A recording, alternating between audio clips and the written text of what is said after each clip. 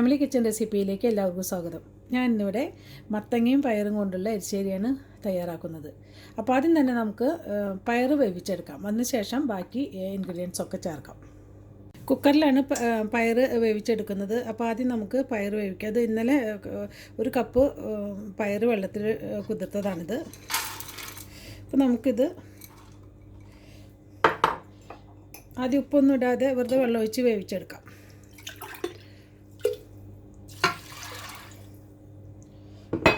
ഒരു കപ്പ് വെള്ളം ഒഴിച്ചിട്ടാണ് ഇത് ആദ്യം വേവിച്ചെടുക്കുന്നത്.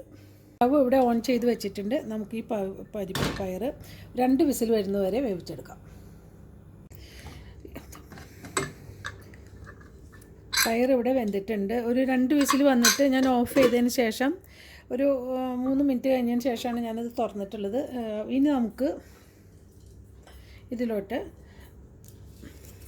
മത്തങ്ങ ഇട്ട് കൊടുക്കും. കുറച്ച് വലിയ കഷ്ണങ്ങളായിട്ട് വേണം ഇത് കട്ട് ചെയ്യാനായിട്ട്. അതല്ലെങ്കിൽ ഇത് പെട്ടെന്ന് ഇതിൽ വെന്തുടഞ്ഞ് പോവുകയുള്ളൂ. അപ്പോൾ അതുകൊണ്ടാണ് മത്തങ്ങ വലിയ കഷ്ണങ്ങളായിട്ട് നുറുക്കിയിട്ടുള്ളത്. എപ്പോഴും മഞ്ഞ കളറുള്ള മത്തങ്ങ എടുക്കാനായിട്ട് നോക്കണം. പച്ച കളറുള്ളതാണെങ്കിൽ അധികം മൂത്തിട്ടുണ്ടാവില്ല. അപ്പോൾ നമുക്ക് ഇതിലോട്ട് ഇട്ട് കൊടുക്കാം.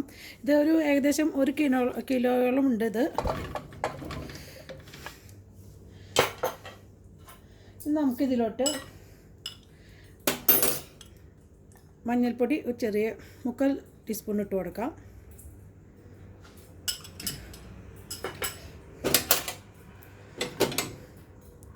മുളക് പൊടി ഒരു ചെറിയ ടീസ്പൂൺ ഇട്ട് കൊടുത്തിട്ടുണ്ട്. എരിവിനനുസരിച്ച് നമുക്ക് ഇട്ട് കൊടുക്കാം. എരിവ് കൂടുതൽ ഇഷ്ടമുള്ളവർക്ക് കുറച്ചധികം ഇട്ട് കൊടുത്തോണ്ട് കുഴപ്പമില്ല. 1 ചെറിയ സ്പൂണ് ഉപ്പിട്ട് ചേർത്ത് കൊടുക്കുന്നുണ്ട്. ഇനി നമുക്കിതിലോട്ട് വെള്ളം ചേർക്കണം. വെള്ളം ഇവിടെ നമുക്ക് 1 കപ്പ് ഞാൻ ആദ്യം ഒഴിച്ചു കൊടുത്തിട്ടുണ്ട്. ഈ 1 കപ്പ് മതിയാവും. നമുക്ക് നന്നായി മിക്സ് ചെയ്തതിന് ശേഷം നമുക്കിത് അടച്ച് വേവിക്കാം. സ്റ്റവ് ഓൺ ചെയ്തിട്ടുണ്ട്. നമുക്ക് ഇതടച്ച് 1 വിസിൽ വരുന്നവരെ വേവിക്കാം. 1 വിസിൽ വന്നതിന് ശേഷം നമുക്ക് ഒരു 5 മിനിറ്റ് കഴിഞ്ഞതിന് ശേഷം ഇത് തുറന്ന് നോക്കിയാൽ മതി. 5 മിനിറ്റ് തന്നെ വേണമെന്നില്ല. ഓരോ കുക്കറിനനുസരിച്ചിരിക്കും. പുതിയതൊക്കെ ആണെങ്കിൽ ചിലപ്പോൾ 1-2 മിനിറ്റ് കൊണ്ട് നമുക്ക് തുറന്നാൽ നന്നായി വെന്തിരിക്കും. അപ്പോൾ നമുക്ക് ഇത് വേവിച്ചെടുക്കാം. പയറ് വേവുന്ന സമയം കൊണ്ട് നമുക്ക് ഈ തേങ്ങയും നല്ല ജീരകം, ചുവന്നുള്ളി, വെളുത്തുള്ളി ഇതെല്ലാം കൂടിയിട്ടൊന്ന് ചതച്ചെടുക്കണം. അതിനായിട്ട് ഞാൻ ഇവിടെ ഇരിക്കുന്നൊരു പാത്രം എടുത്ത് വെച്ചിട്ടുണ്ട്. നമുക്കിതിലോട്ട് തേങ്ങ ഇട്ട് കൊടുക്കാം. ഇത് 1.5 കപ്പ് നിറച്ച് ഞാൻ തേങ്ങ എടുത്തിട്ടുണ്ട്. തേങ്ങ കൂടുതൽ ഇടുന്നവർക്ക് കൂടുതലിടാം. ഇത്ര വേണ്ടാന്നുള്ളവർക്ക് കുറച്ച് കുറവിട്ടാലും മതി. തേങ്ങ കുറച്ച് കൂടുതൽ ഇട്ടാലേ ഈ കറിക്ക് ടേസ്റ്റ് ഉണ്ടാവുള്ളൂ. നമുക്ക് 3 ചുവന്നുള്ളി, 3 വെളുത്തുള്ളിയാണ് ഞാൻ എടുത്തിരിക്കുന്നത്. ഒരു കാരണവശാലും ഇതിൽ കൂടുതൽ എടുക്കേണ്ട.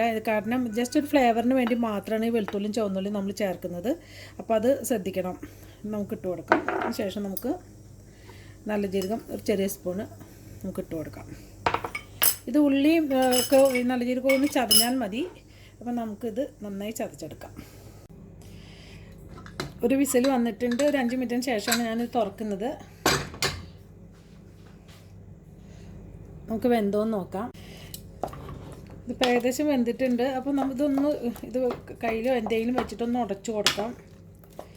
പലതരം മത്തങ്ങ നമുക്ക് കിട്ടും. ഒന്ന് പെട്ടെന്ന് നന്നായി വേവുന്നു, നല്ല നൂറുള്ള മത്തങ്ങ കിട്ടും. ചിലത് നമുക്ക് അത്ര ടേസ്റ്റ് ഇല്ലാത്ത മത്തങ്ങയാവും കിട്ടുക. അപ്പോൾ നമുക്കിനി ഇതിലോട്ട് നമ്മൾ ചതച്ച് വെച്ചിരിക്കുന്ന തേങ്ങയുടെ കൂട്ടിട്ട് കൊടുക്കാം. ഇട്ടതിന് ശേഷം ഒന്ന് നന്നായി തിളച്ചതിന് ശേഷം നമുക്ക് കടുക് വറുത്തിടാം. ഇത് ഈ എരിശ്ശേരി 2 വിധത്തിൽ വയ്ക്കാം. നമുക്ക്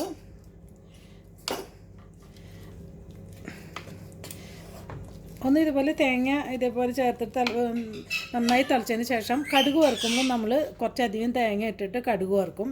അങ്ങനെ ഉണ്ടാക്കാം. പിന്നെ കടുക് വറുക്കുമ്പോൾ തേങ്ങ ഇടാതെ കടുകും അതുപോലെ തന്നെ മുളകും മാത്രം വറുത്ത് ഇട്ടിട്ടും നമ്മൾ എരിശ്ശേരി ഉണ്ടാക്കും. സാധാരണ കൂടുതലായിട്ടും ഞാൻ ഇങ്ങനെയാണ് എരിശ്ശേരി തയ്യാറാക്കുന്നത്.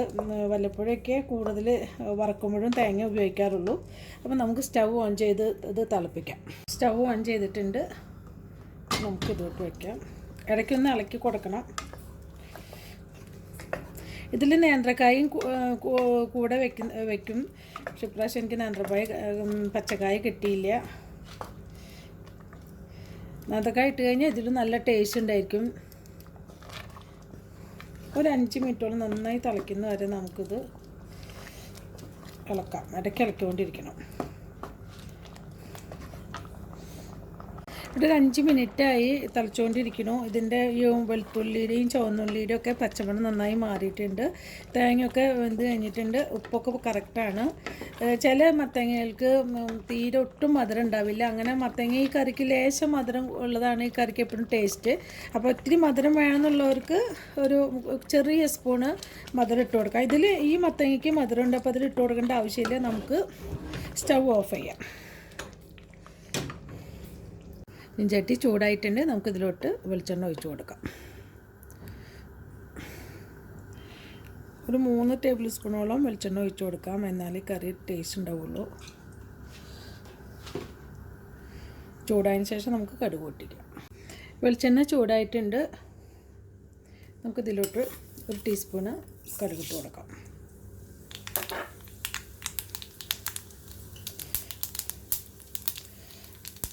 കടുക് ഏകദേശം പൊട്ടി കഴിയാനായിട്ടുണ്ട്. ഒരു 5 വറ്റൽമുളക് ഞാൻ നടുവ് കട്ട് ചെയ്തിട്ട് കണ്ടില്ലേ, ഇതേപോലെ കട്ട് ചെയ്തിട്ട് ഇതിലോട്ട് ഇട്ട് കൊടുക്കുന്നുണ്ട്.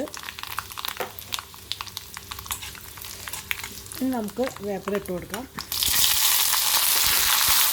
അതിനുശേഷം നമുക്ക് സ്റ്റൗ ഓഫ് ചെയ്യാം.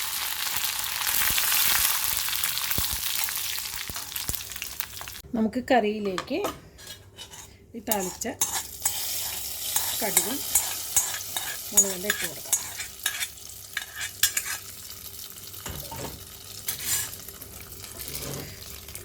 ഇതൊന്ന് മൂടി വയ്ക്കണം. അതിന് ശേഷം നമുക്ക് ഇത് സെർവ് ചെയ്യാവുന്നതാണ്.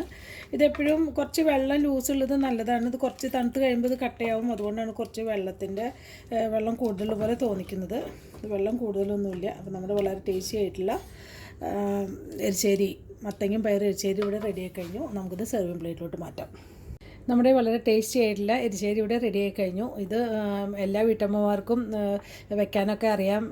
പക്ഷേ അത് അറിയാത്ത ചില കുട്ടികളൊക്കെ ഉണ്ടാവും. അവർക്ക് വേണ്ടിയിട്ടാണ് ഞാൻ ഈ റെസിപ്പി ഷെയർ ചെയ്തത്. അപ്പോൾ അടുത്ത് നല്ലൊരു റെസിപ്പി ആയിട്ട് എത്തുന്നവരെ താങ്ക് യു.